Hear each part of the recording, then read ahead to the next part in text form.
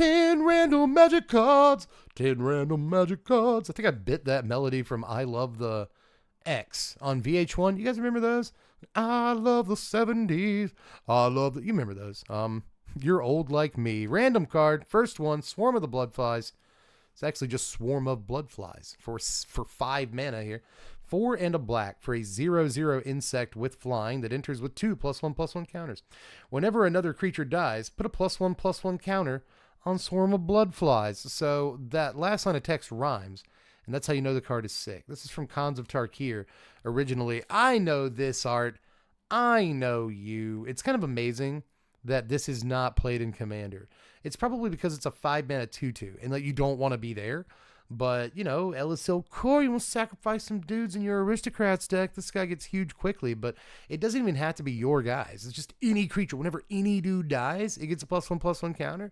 This thing will be a 10/10 in no time. This is actually a really neat, like, Commander card, really. I'm not going to put by Swarm of Bloodflies. I'm just going to write Swarm of Bloodflies. And maybe I'm making a video, maybe I'm not. You know what I mean? Like, maybe soon this will appear in a, like, oh, the forgotten unknown commander card you get for like 10 cents. They're really good. That'll be the title of the video. Forgotten unknown commander card you get for like 10 cents. They're really good. Bang. Print it. Throw it on YouTube. This might be in there, dude. I actually think this is kind of sleepery. I will give this card a 4.2. And I will. I promise I will. I've already done it. I don't have to promise. I did it. It's done. We'll move on to Behold the Unspeakable from Kamigawa Neon Dynasty. 5 mana, 3 and 2 blue for a saga. On chapter 1, creatures you control, or excuse me, creatures you don't control, rather, get -2/-0 till your next turn. On chapter 2, if you have 1 or fewer cards in your hand, draw 4 cards. Otherwise, scry 2, then draw 2 cards. Also, on chapter 3, exile it, return to the battlefield transformed under your control, and stop looking at this sick Jin Ravenna art. It's really cool art here. But then you get Vision of the Unspeakable, so you still get to look at sweet JRT art. This is a 0/0 flying trample guy that gets +1/+1 for each card in your hand. A Flample 7/7 or so. Okay. So here's the thing. You're probably not going to be attacked the turn after you play this, especially in Commander. People won't bother. They'll just attack somebody else. On chapter 2, so you're telling me I can draw 4 cards, but even if I don't draw 4 cards, I get to fix a draw and then draw 2. And then you're telling me, you're trying to tell me that on the next turn, I get a huge Flample guy. What's not to like? I've tried this card in Standard. When Kamigawa first came out, I tried some stuff, but this card in Standard was like super bad. It was just not very underwhelming. I was in no way whelmed by this card when I tried to play a 4 of in Standard. I mean, imagine that. But I actually think this is really cool in Commander. You know, I think 5 mana is a lot, and you could probably do so much better for 5 mana, right? But a kind of like pseudo propaganda-ish, get off my back, don't attack me, give me some space, let me breathe, a little ability. And then drawing some cards is good, and the guy is good. You get a Flample guy. All that's sick. So, I don't know, dude. I think he's kind of neat. I will give this a 4 because it does so much. It does so much, man. It's a fine Magic card. I will take that. I feel like during previous season, I had this exact same reaction, and the card did nothing because it's garbage. And I'm still here. Like, come on, it's all right. And when it comes to Commander, obviously, it's still bad. It's still bad, Dev. Dude, give it a 3.6. 3.6. It burned me in Standard. I still kind of hate it. Fatal Push is up next. That's a good Magic card. That, as they say, is a spicy meatball. Originally printed in Ether Revolt, this is a single black mana for an instant. Destroy target creature if it has converted mana cost 2 or less. But it also has Revolt. Destroy that creature if it has converted mana cost 4 or less instead of a permanent...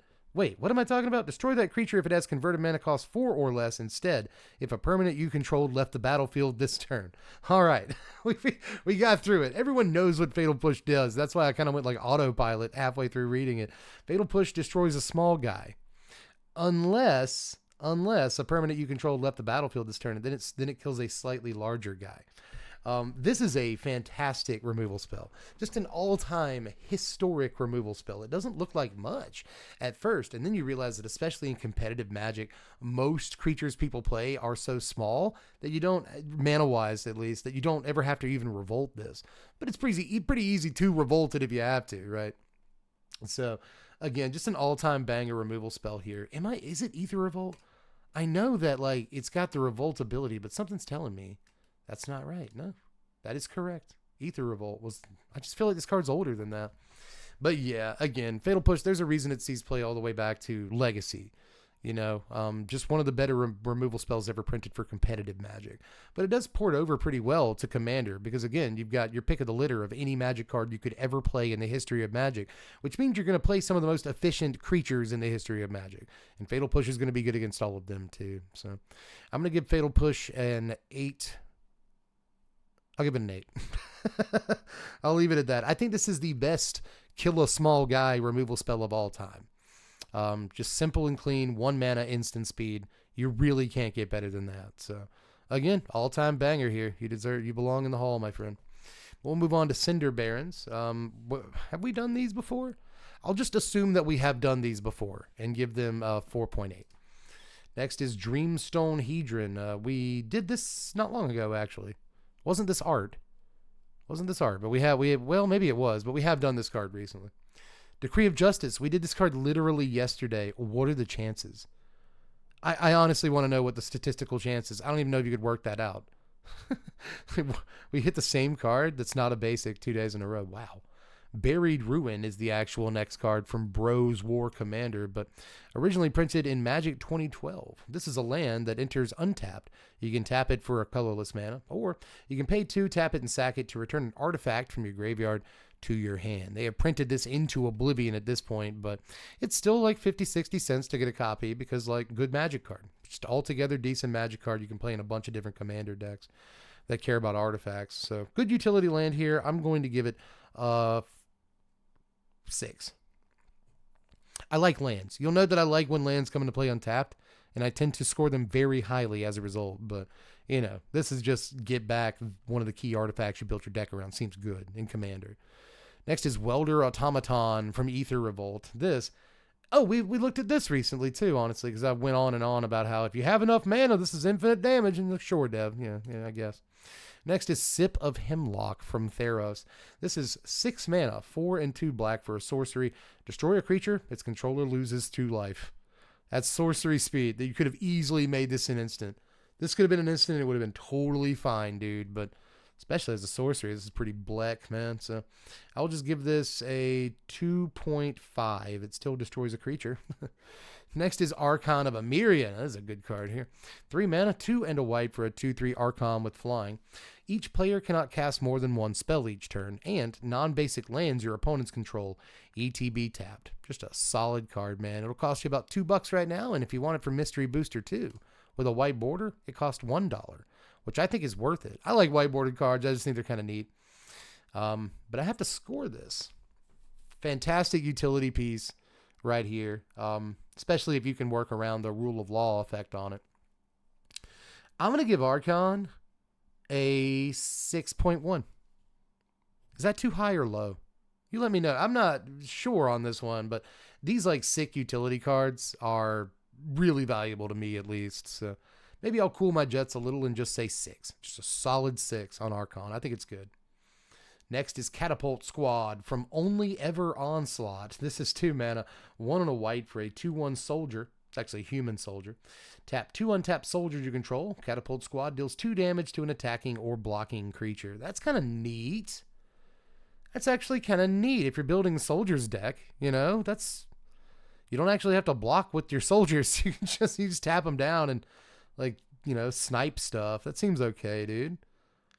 All right. And like this is a soldier. This can be one of the things you tap down. So I don't know. You got like 4 soldiers out. You can blow up a big dude.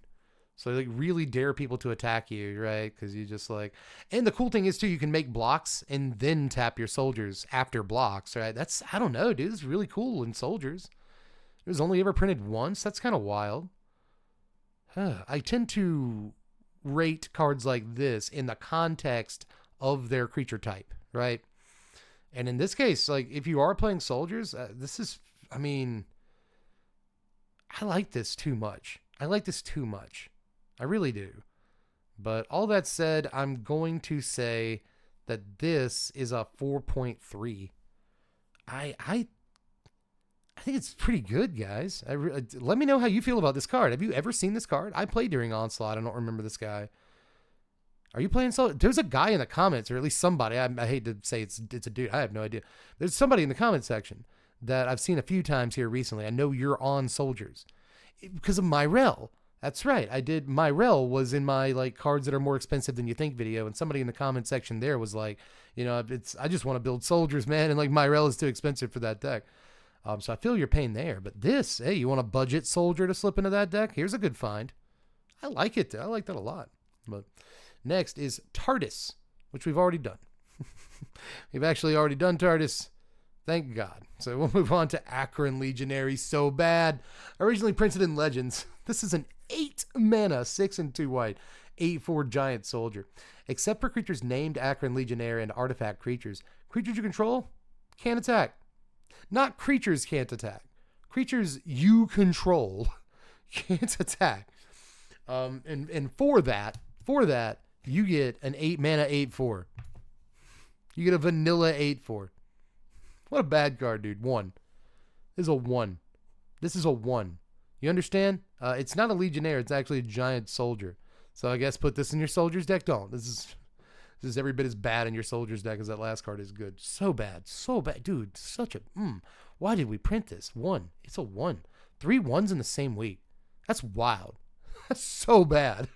So maybe next week we'll get 3 10s. We'll find out. Next is Broken. Take these broken wings. We've already done this card too. I just like singing. Next is Legolas Greenleaf from Tales of Middle-earth. 3 mana, 2 and a green for a 2/2 legendary elf archer with reach.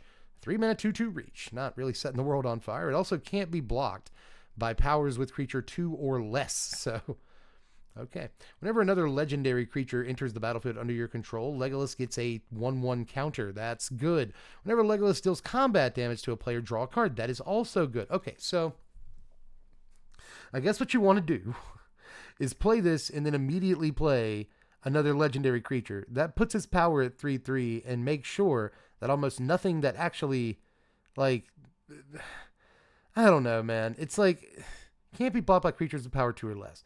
So that means even if you do play a legendary creature, he's a 3/3 now, and whatever blocks him can still kill him. You know what I mean? You want him to be like a 6/6 before you start attacking with him to make sure that, like, nothing's going to really, like, even if something can block him, you don't want it to kill him, right? But he's got this sick Ophidian ability where you get to draw a card when he hits. And I've always loved stuff like that. So neat. I wish he was a little more unblockable. You know what I mean?